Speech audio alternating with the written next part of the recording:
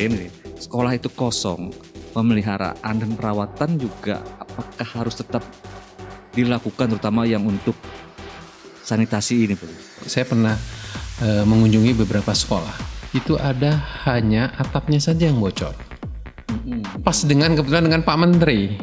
Akhirnya Pak Menteri, kepala sekolahnya bilang gini, Pak ini rusak Pak. Saya dipanggil. Semakin banyak kerusakan yang khususnya berakibat pada mengancam keselamatan, ya. Keselamatan pengguna bangunan gitu ya.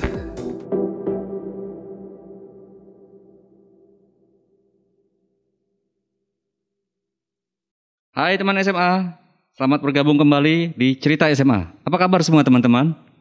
Kami harap teman-teman dalam keadaan yang sehat dan produktif walaupun masih dalam keadaan pandemi. Kita coba melanjutkan pembicaraan di tema atau topik sebelumnya tentang pemenuhan sarana prasarana SMA. Kita akan bicara sekarang ini mendiskusikan tentang bagaimana memelihara dan merawat bangunan SMA. Semua ini kita akan diskusikan di cerita kamu, cerita kita, semua ada di Cerita SMA. Izin juga ya teman-teman ya, saya lepas masker karena agak sesak dan biar suaranya lebih lantang. Tapi nggak usah khawatir, kita sudah sangat-sangat mengikuti protokol kesehatan. Untuk bicara pemeliharaan ini, diskusi kita ini, kita ditemani oleh dua narasumber yang gagah-gagah. Yang satu adalah Bapak Untung Wismono. Apa kabar Pak Untung? Alhamdulillah Sehat ya? Sehat. Besok mau puasa, persiapannya apa nih Pak Untung? Persiapannya tidur yang banyak, sama nanti makan sahur yang banyak. Oke. Dan narasumber kedua kita adalah Pak Norman Kartaatmaja. Apa kabar Pak Norman? Alhamdulillah baik. Pak Norman ini konsultan di Direktorat SMA. Oh iya, Pak Untung ini subkoordinator ya, subkoordinator bidang prasarana SMA. Ya. Pak Untung langsung aja ya, teman-teman kita langsung aja diskusi ya.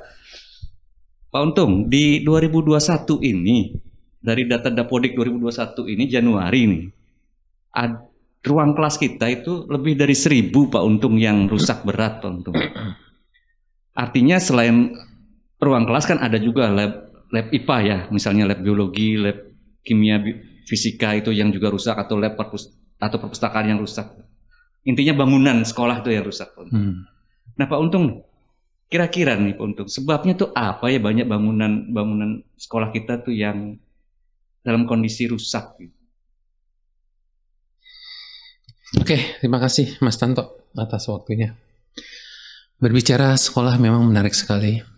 Karena sekolah-sekolah kita khususnya di daerah yang jauh dari perkotaan, misalnya daerah remote area atau suburban di daerah pinggiran, itu banyak sekali sekolah-sekolah kita yang mengalami kendala kerusakan, khususnya di ruang kelas. Kenapa sih kalau kita bicara, kenapa sih banyak yang rusak? Yang pertama adalah banyaknya sekolah-sekolah kita tuh usianya sudah lebih dari 20 tahun dari pertama mereka dibangun. Jadi misalnya 20 tahun yang lalu mereka dibangun. Sampai 20 tahun yang sekarang mereka tuh belum pernah melakukan atau belum dilakukan rehabilitasi atau perawatan-perawatan secara intensif.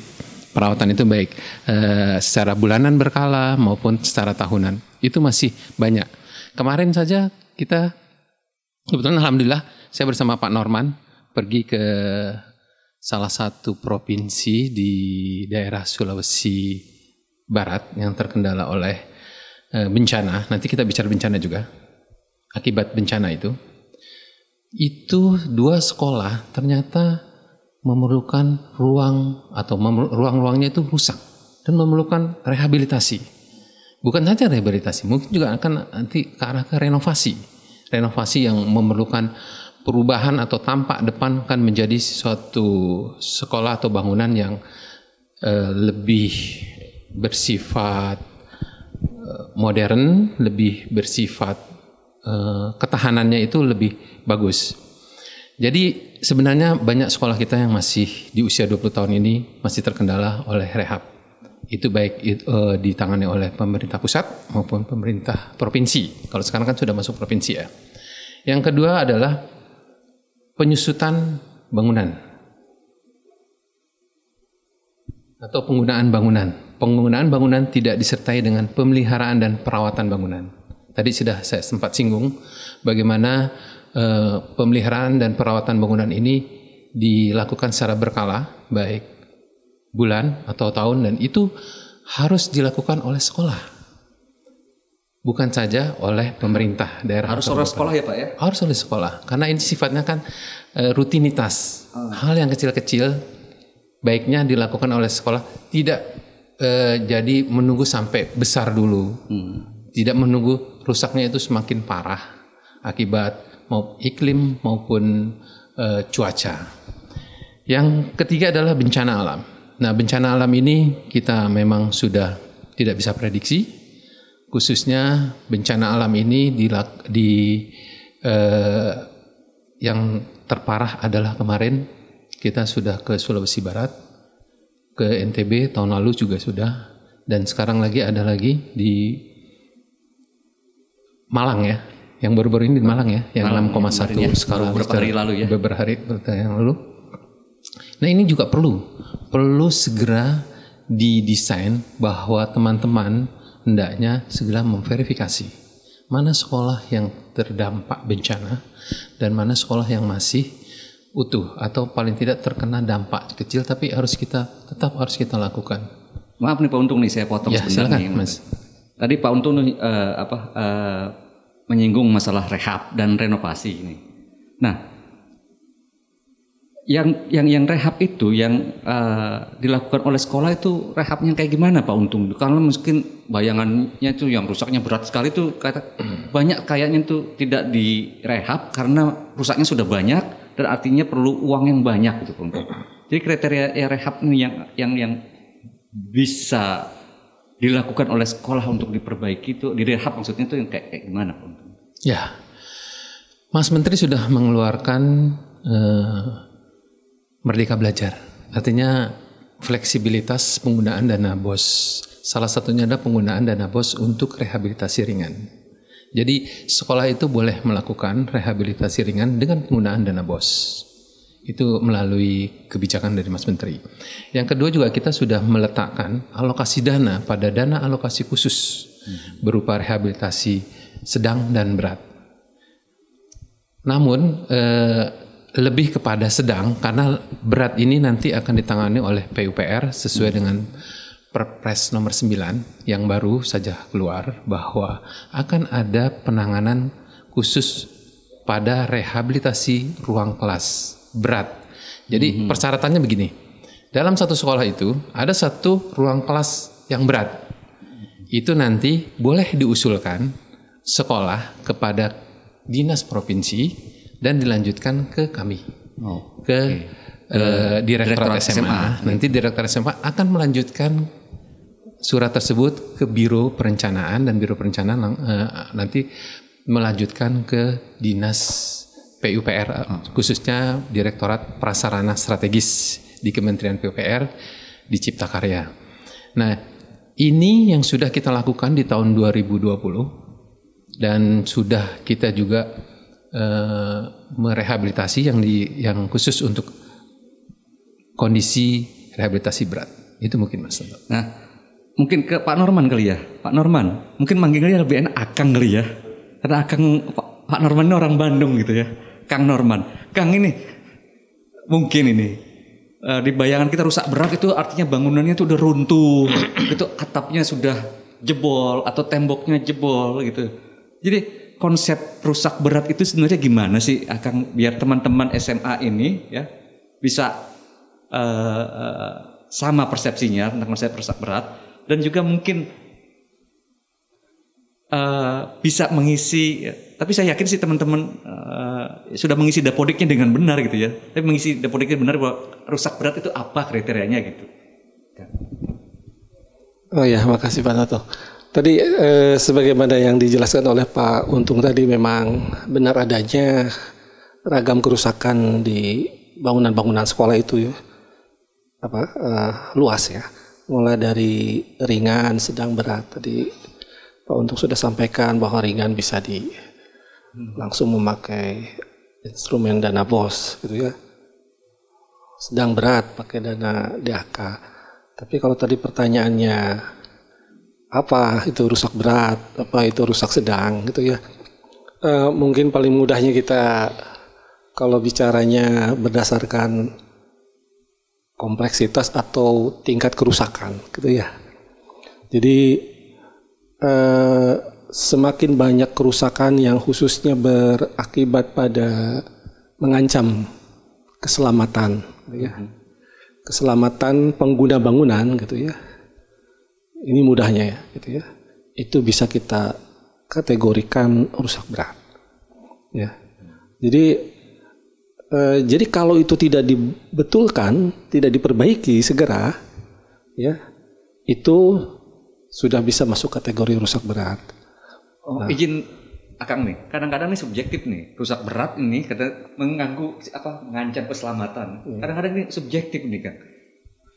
Mungkin aja atapnya itu cuma katakanlah ini segini, atapnya 72 meter persegi, tapi yang jebol itu hanya katakanlah yang jebol itu katakanlah 5 meter persegi. Benar-benar jebol gitu ya, bolong gitu ya.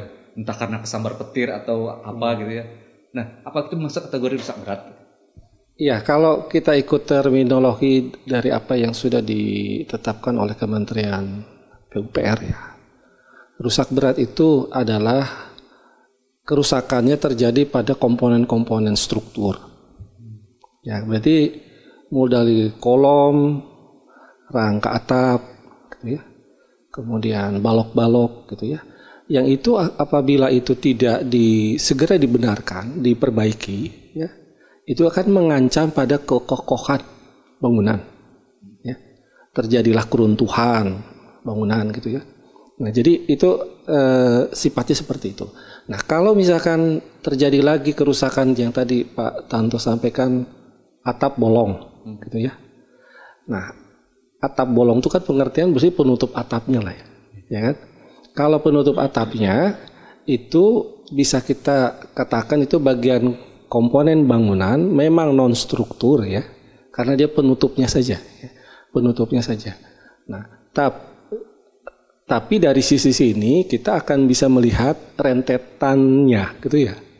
Bagaimana kalau suatu atap yang bocor tidak diperbaiki, akan memberikan dampak ikutan pada komponen kerusakan yang lain. Artinya itu seperti yang sudah disinggung Pak Untung tadi ya, ada karena pembiaran, artinya mungkin bahasanya kasar pembiaran, tapi tidak adanya pemeliharaan, belum melakukan pemeliharaan dan perawatan itu yang menyebabkan itu jadi rusak berat. Yeah. Tapi sebenarnya pemeliharaan dan perawatan itu sendiri apa sih? Itu kan pemeliharaan perawatan itu kalau saya mudahnya sama kayak kita gosok gigi lah. Gosok gigi ya. Jadi kalau kita rajin gosok gigi itu pemeliharaan. Tiap pagi, sore atau sesudah makan ya.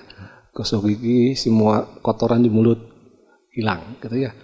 Tapi kalau karena kita nggak rajin gosok gigi sehingga gigi berlubang ataupun gigi tanggal, itu perlu perawatan. Jadi perawatan itu berarti kita memperbaiki. Gigi yang bolong kita tambal, ya kan? Tembok yang jebol kita plester ulang, ya, kita pasang ulang. Nah jadi kalau bangunan pun demikian. Kalau hanya sifatnya pemeliharaan ya bersih-bersih, ya kan? Dicat kembali, ya kan? Atau pembersihan apa yang di atas itu talang-talang, sampah-sampahnya diambil. Jadi hal sifatnya yang preventif, ya kan? Agar nyaman. Ya. Jadi kalau pemeliharaan itu sifatnya preventif. Ya. Melakukan keseharian. Banyak yang bisa dilakukan. Ya, gitu ya. Dan ini yang tadi yang Pak Untung sampaikan, banyak juga sekolah yang abai Pak ya. Jadi memelihara abai, pas merawat juga terkendala dengan pembiayaan. Ada banyak seperti itu. Ini menarik Pak Untung nih terkait dengan pembiayaan nih Pak Untung nih. Ini yang jadi suara-suara umum nih kita. Ya jadi apa alasan klise kali ya, kenapa bangunan rusak? Karena bilang tidak ada anggaran untuk melakukan perbaikan gitu ya. Sebenarnya gimana sih Pak Untung ini? Bener nggak sih nggak ada anggaran tuh di sekolah untuk melakukan pemeliharaan atau perawatan gitu? Sebenarnya kita punya anggaran, Mas Tanto. Yang pertama anggaran dari dana alokasi khusus. Yang tadi juga kita sudah singgung bahwa rehabilitasi itu dilakukan untuk sekolah-sekolah dengan kriteria kerusakan tingkat sedang dan dana bos. Nih, kalau misalnya menunggu dana alokasi khusus, artinya tuh sudah terjadi kerusakannya ya. Artinya perawatan itu jadinya. Ya. Sekolah mengajukan perawatan ya. Betul ya Kang ya? Gitu. Nah, karena perawatan sudah rusak tanda kutip berat ya, karena perawatan kerusakan itu ada ringan, sedang dan berat ya. Tapi karena mengajukan kehendak itu artinya sudah perawatan, artinya sudah rusak. Sekolah nggak punya uang gitu kan. Artinya kan sekolah ini kurang melakukan pemeliharaan. Tapi kita jangan-jangan menyalahkan sekolah, enggak ya? Tapi memang ini kasus yang banyak terjadi di sini. Kita tidak menyalahkan sekolah gitu, tapi banyak yang terjadi sekolah-sekolah tidak melakukan perawatan begitu ya. Nah, kalau sudah dalam dak saja itu sekolah seakan-akan nih sekolah dak ini jadi justifikasi atau bantuan pemerintah ini jadi justifikasi bahwa sekolah tidak melakukan pemeliharaan. Jadi maunya perawatan aja. Ini gimana nih Pak Untung? Apa memang tidak ada dana untuk pemeliharaan gitu? Dana pemeliharaan ini kan tingkatnya mungkin yang tadi kalau Pak Norman memisalkan gitu kan. Kita pelihara untuk tingkat kerusakan gigi kita. Sebenarnya ini kan dari sekolah juga sudah masih ada. Bos kali ya bos. Melalui dana bos. Ya dengan adanya tadi kebijakan dari Pak Menteri dengan Merdeka Belajar bahwa ada fleksibilitas penggunaan dana bos. Nah itu bisa digunakan. Digunakan untuk hal-hal yang kecil. Hal-hal yang misalnya saya pernah mengunjungi beberapa sekolah. Itu ada hanya atapnya saja yang bocor. Pas kebetulan dengan Pak Menteri. Akhirnya Pak Menteri, kepala sekolahnya bilang gini, Pak ini rusak Pak. Saya dipanggil. Kamu bisa, ini nggak perlu katanya di depan saya. Ini nggak perlu dengan dana pemerintah. Perlu gunakan saja dengan dana bos. Ini kan cukup dengan dana bos sudah selesai. Nah artinya kan sekolah bisa melakukan itu, tidak menunggu dana bantuan dari pemerintah. Artinya kalau untuk pemeliharaan rutin ya, artinya kalau kehidupan sehari-hari untuk beli sikat gigi dan odol gitu ada lah ya gitu ya. Dari sekolah lah. Dari sekolah ada, dari bos lah ya. Kan rata-rata sekolah kita umumnya dari bos. Ya. Kan banyak kabupaten atau provinsi lah, SMA provinsi ya, pasti SMA banyak provinsi yang sudah melarang melakukan pungutan iuran gitu untuk kemandirian sekolah sebenarnya juga ya. Itu bisa sebenarnya didanai oleh dana bos ya. Nah, menarik juga nih Kang nih sekarang. Berapa kira-kira anggaran yang harus disediakan sekolah untuk pemeliharaan perawatan untuk Kang? Ya, sebetulnya kalau kita melihat potret sekolah di Indonesia ya, memang sangat beragam ya. Jadi mulai yang memang punya kapasitas istilahnya kesanggupan yang baik dari sisi pemilihan perawatan ya. Sampai ada juga yang masuk kategori tidak berdaya. Jadi tidak berdaya itu bisa kita lihat dari indikasi pembiaran, ya kan? Pembiaran diabai, gitu, diabai untuk terhadap pemeliharaan atau terhadap juga kerusakan-kerusakan. Nah, kalaulah misalkan kita tadi Pak Tanto tanyakan berapa sih kebutuhan minimal gitu ya. Sebetulnya mungkin bisa juga jadi bahan kepada sekolah untuk mengalokasikan ya dengan pendekatan begini. Kalau sekolah itu punya total luas bangunan mudahnya dulu lah 1000 meter. Jadi seluruh bangunan yang ada di sekolah itu luas lantainya itu 1000 meter. Mulai dari ruang kelas, kantor, ruang guru, lab dan lain-lain 1000 meter. Nah, kemudian harga per meter di sana itu adalah misalkan 3 juta. Nah, kalau 1000 meter dikali 3 juta per meter persegi, ya, harga bangunannya misalkan, berarti dapatnya tuh 3 miliar ya. 3 miliar. Nah, dapatlah 3 miliar. Nah, maka minimal untuk ketersediaan dana pemeliharaan ya, bukan perawatan. Pemeliharaan yang harus disiapkan oleh sekolah setiap tahunnya adalah 2% dari nilai bangunan itu. 2%. Jadi kalau 2% kali 3 miliar kan 60 juta. 60 juta. Nah, 60 juta ini kalau kita bagi 12, berarti cukup 5 juta. 5 juta per bulan. Artinya itu bisa buat beli sapu untuk. Iya, termasuk upah yang caraka-caraka gitu ya. Nah, tadi yang Pak Untung sampaikan lewat dana BOS pun itu sangat memungkinkan gitu ya. Hanya 5 juta. Benar kan? Ya. Sangat mungkin itu Pak Untung. Kalau misalnya satu sekolah katakanlah luas 1.000 berarti kira-kira berapa rombel itu kira-kira atau berapa? 1.000 meter itu bisa. Kalau 1.000 meter ya taruhlah misalkan dia sampai itu di 20-an lah. 20 rombel. 20-an ruang kelas gitu ya. Iya. Jadi untuk bos kita tuh cukup ya sebenarnya Pak Untung ya untuk 1 bulan itu mengeluarkan 5 juta gitu ya. Kalau itu yang 2% itu dari mana itu Kang? Dari aturan PU. Dari aturan Undang-Undang Bangunan. Undang-Undang Bangunan.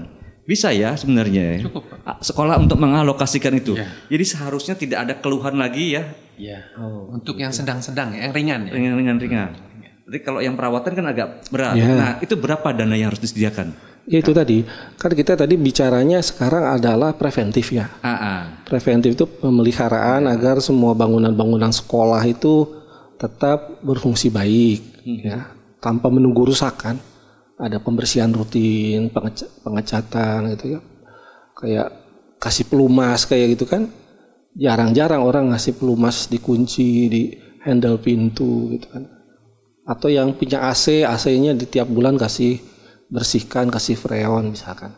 Nah itu intinya kurang lebih 2% dari nilai bangunannya. Jadi kalau sekarang ada yang punya luas bangunan hanya 500 meter persegi, ya misalnya 500 meter persegi kalikan 3 juta dapat 1,5, ya kan? 1,5 berapa? 1,5 M kan ya? Nah 1,5 M 2%-nya kita dapat 30 juta.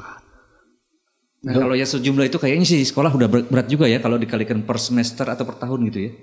Enggak, itu kan per tahun. Per tahun, 30 juta? Iya. Dibagi 12. Bagi 12. Berarti cuma 2,5 juta. 2,5 juta. Satu perawatan ya? Pemeliharaan. Iya, pemeliharaan. Yang perawatan itu berapa itu? Iya, yang perawatan itu kan tergantung kerusakan. Ya, kalau perawatan tergantung kerusakan. Iya, kan kuratif dia.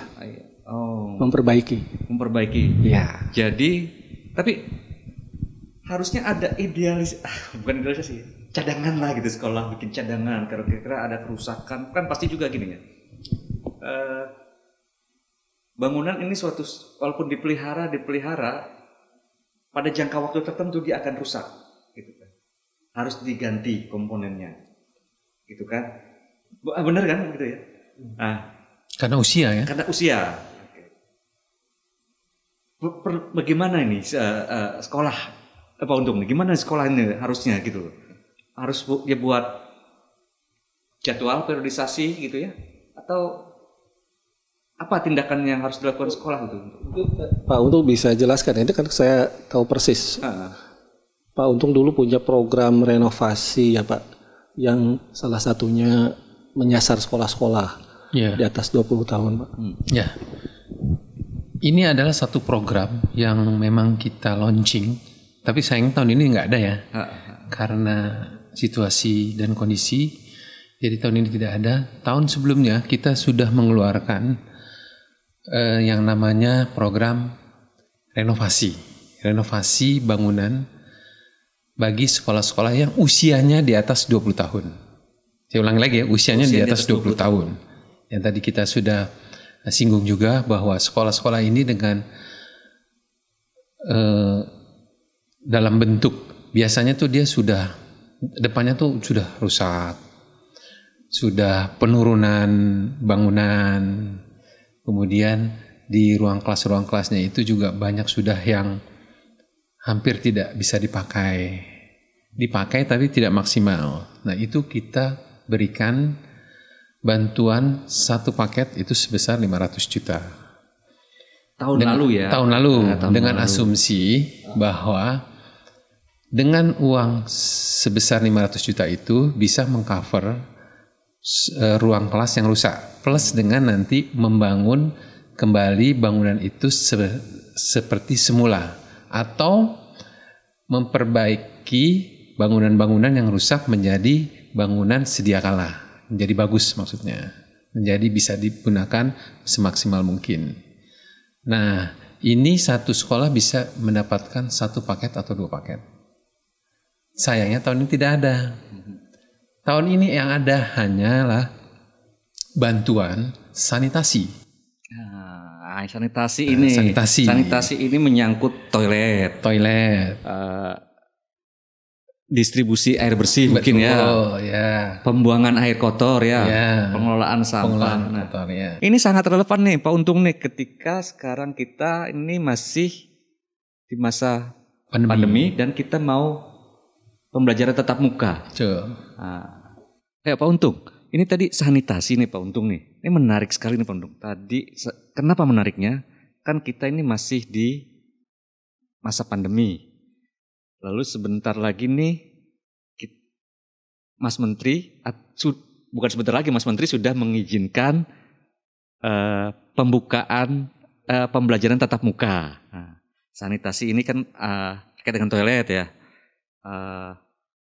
Penyediaan air bersih gitu ya. Air kotor, gitu, pengelolaan kotor, gitu ya, pengelolaan sampah gitu. Nah, di masa sekarang nih kemarin yang dekat kemarin gitu ya, sekolah itu kosong, pemeliharaan dan perawatan juga apakah harus tetap dilakukan terutama yang untuk sanitasi ini Pak? Harusnya sih iya ya. Gimana, harus. Gimana Pak? Saya ngotot nih, harus nih. Harus. Ngotot. Ya harus. Kenapa saya katakan harus? Kami tuh kemarin sudah ke beberapa sekolah. Saya juga melihatnya miris ya, ketika sekolah dengan ruang kelas yang banyak terlihat sangat kotor, bukan hanya kotor di halaman, tapi juga kotor di dalam. Alasannya para kepala sekolah tidak ada yang belajar, tidak ada yang membersihkan. Biasanya siswa-siswa yang membersihkan, begitu kan? Yeah. Di kelas itu biasanya tuh ada siswa piket. Yang membersihkan. Jadi mereka terbantu dengan pembersihan oleh siswa-siswa piket. Sebenarnya sih harusnya dalam keadaan pandemi ini kita juga harus tetap melaksanakan pemeliharaan. Karena bos juga tetap berjalan ya. Jalan. Artinya ada anggarannya untuk melakukan itu ya. Jalan. Kan kepala sekolah bisa meng-hire 1 atau 2 orang untuk membersihkan 1 hari untuk kelas 11, 2 hari kelas 12 dan seterusnya. Kan itu bisa. Kan udah ada tenaga kebersihan juga. Betul, sekolah ya ternyata. Iya. Kecuali yang di remote air ya. Kayak di tah laut sana ya. Kayak di rote gitu kan ya. Itu pun juga harus tetap harus ya. Maksudnya yang hire gitu kan enggak ada sekolah gitu ya. Kan itu kebanyakan biasa. Saya khawatir kalau itu dibiarkan itu banyak itu yang uget-uget apa sih namanya? Yang bukan, yang suka makanin rayap. Saya sudah pernah ngeliat juga itu di kelas itu ada rayapnya. Wah, kok sampai ada rayapnya? Berarti sekolah ada pembiaran tidak membersihkan. Padahal harusnya itu dia pelihara untuk dibersihkan. Ya paling tidak tadi saya katakan dari dana bos ada sekian persen atau ada berapa puluh ribu atau ratus itu bisa digunakan untuk meng-hire tenaga pembersih, tenaga kebersihan lah. Nah itu, apalagi nanti mau PTM ya kan, pembelajaran tatap muka, itu harus segera kita benahi, kita lihat, jangan sampai dibiarkan malah nanti berlanjut menjadi rusak dan akhirnya nanti diperlukan rehabilitasi yang cukup besar uangnya. Nah itulah peran serta dari sekolah itu sangat kami butuhkan. Di mana teman-teman kepala sekolah juga harus bisa melihat secara jeli bahwa kebersihan, pemeliharaan sekolah atau menjadi tanggung jawab bukan saja kepala sekolah tapi semua stakeholder, semua pemangku kepentingan yang ada di sekolah. Termasuk anak-anak kita kali ya yang harusnya iya. Kalau kita belajar dari sekolah di Jepang itu kan, sebelum mereka pulang, mereka sudah bersih-bersih. Tapi ini banyak juga, bukan banyak ya, beberapa kali saya datang ke sekolah gitu ya, ada sekolah di pojok, terutama pojok-pojok dekat kantin, di belakang masjid musola, ada coretan-coretan, artinya siswa-siswa. Bukan coretan saja, sampah itu aqua, botol aqua, plastik dibuang ke sana. Artinya anak-anak kita juga ini kurang memelihara bangunannya sendiri ya. Itulah. Sendiri. Ya, itu juga harus dicontoh loh. Artinya gini loh. Guru, kepala sekolah, dan tenaga kependidikan di sana memberikan contoh. Hena, kalau ada sampah ini buanglah di tempat sampahnya. Kita buatkan tempat sampah yang berwarna merah, kuning, biru. Taruhlah tempat sana. Itu ada contoh. Karena anak-anak belajar dari apa yang kita lakukan. Perlu nggak sih Pak Untung nih, kira-kira nih ya, kalau begitu tuh kita memformalkan, bahasanya mengorganisasikan gitu ya. Atau melembagakan agar terjadi pemeliharaan dan perawatan bangunan yang berkala. Melembagakan maksudnya. Ya misalnya kalau piket itu menjadi sebenarnya kan kebiasaan melembagakan jadinya. Nah tapi kalau teman-teman guru ini gimana? Kayaknya teman-teman guru juga kayaknya, ya mohon maaf teman-teman guru ya, saya boleh dikritik juga gitu ya. Datang interaksi dengan siswa, tapi agak kurang care gitu ya, kurang peduli gitu, kurang kasih sayang terhadap bangunan terhadap bangunan, bahkan terhadap mejanya mungkin gitu. Gimana itu Bang Untung? Ya, itu perlu proses di mana kedisiplinan dari teman-teman guru, kepala sekolah memberikan suatu contoh yang baik, perilaku yang baik, apalagi perilaku hidup sehat dan bersih ini kan sangat digaungkan oleh pemerintah sekarang. Terjadinya pandemi ini adalah satu titik balik kita untuk melakukan PHBS, pendidikan hidup bersih dan sehat. Kita diajarkan, anak-anak kita ajarkan sebelum masuk ke sekolah, ini loh cuci tangan. Setelah pakai itu pakai sabun.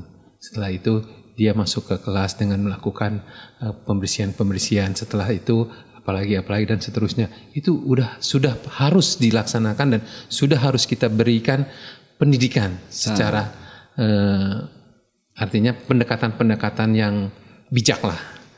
Bagaimana anak-anak kita ini kan khususnya di level SMA ini banyak ya, kita juga pernah jadi anak SMA ya. Iya.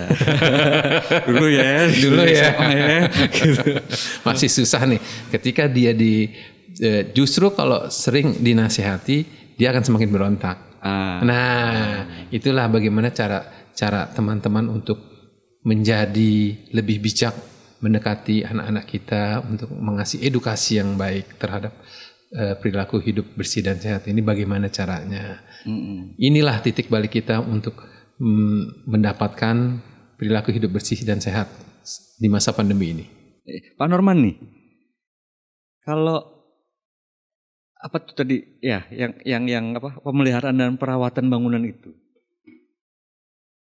apakah ini harus gitu ya tertulis gitu dalam dokumen gitu bahwa siapa melakukan apa pada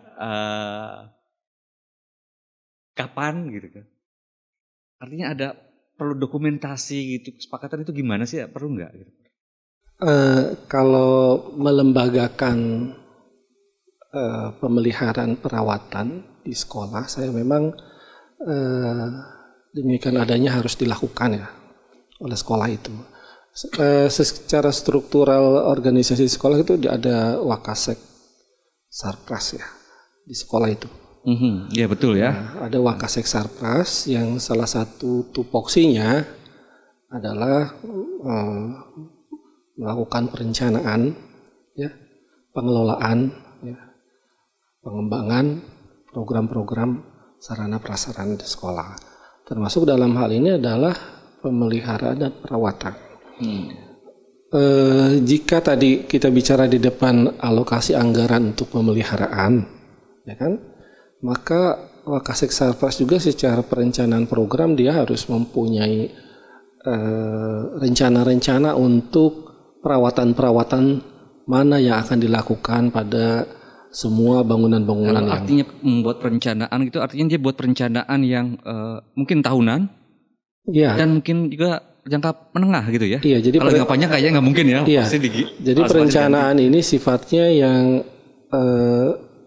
jangka pendek ya. Jangka pendek. Jangka pendek. Jadi begini, banyak sekali ruang yang ada di sekolah, ya, sesuai jenis dan fungsinya. Tentu juga ada prioritasi mana yang harus diperbaiki lebih dahulu. Nah itu seyogianya masuk di dalam RAKS ya. Jadi rencana kerja anggaran sekolah gitu ya. Jadi dibuatlah itu suatu program, misalkan tahun ini kelas 2 IPS 1 dan kelas 12 IPA 5 ya. Itu harus akan diganti lantainya karena sudah rusak gitu ya. Kemudian blok B, blok C dan blok D pengecatan.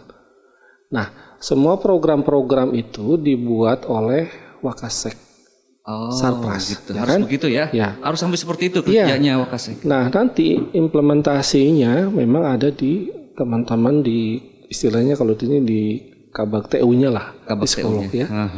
Dia kan sisi eksekusi di situ karena bagian umum dia. Dengan melibatkan tenaga-tenaga kompeten atau tukang-tukang. Nah, tapi controlling, pengendalian, perencanaan ada di Wakasek Sarpras. Nah, dengan demikian ini bisa berkesinambungan. Dan kalau tidak salah ya Pak Untung, kita di Direktorat Teknisnya sudah ada menerbitkan buku pemeliharaan perawatan betul.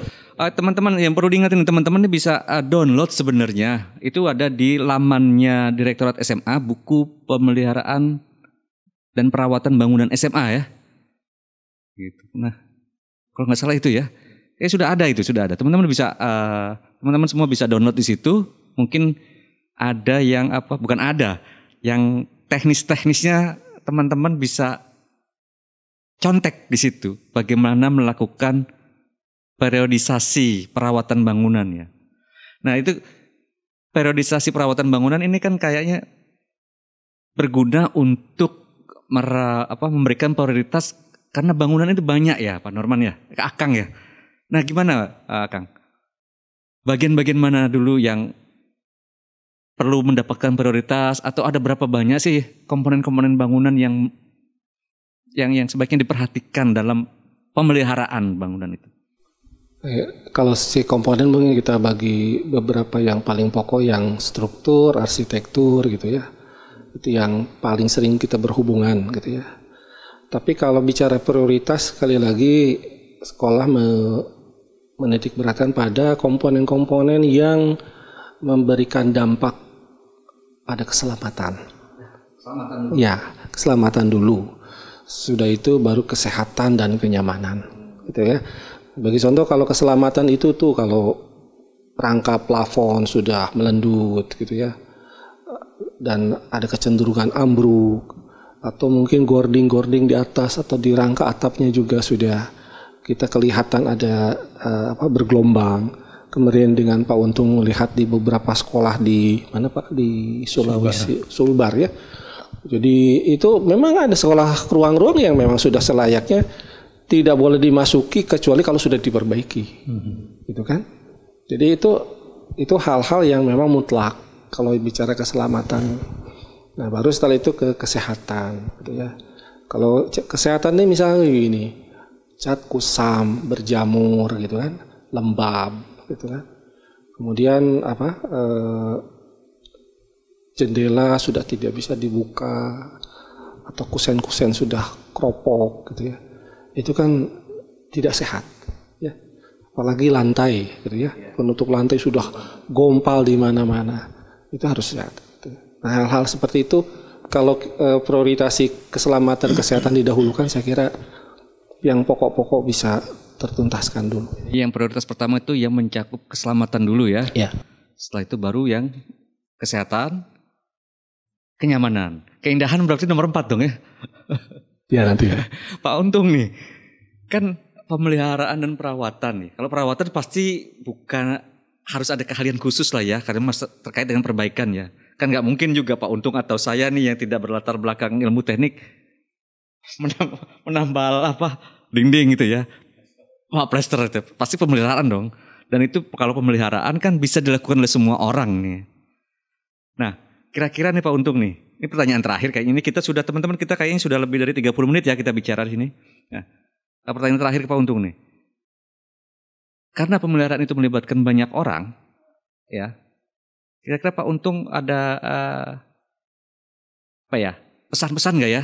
Pesan-pesan ya untuk guru, siswa atau bahkan mungkin orang tua. Kalau kepala sekolah sih udah pastilah ya harus bertanggung jawab itu. Kalau tiga pihak ini Pak Untung. Pesan saya singkat saja bahwa pemeliharaan dan perawatan sekolah itu adalah bagian dari tugas kita. Bukan saja tugas kepala sekolah, tapi juga tugas orang tua, guru, dan tenaga kependidikan.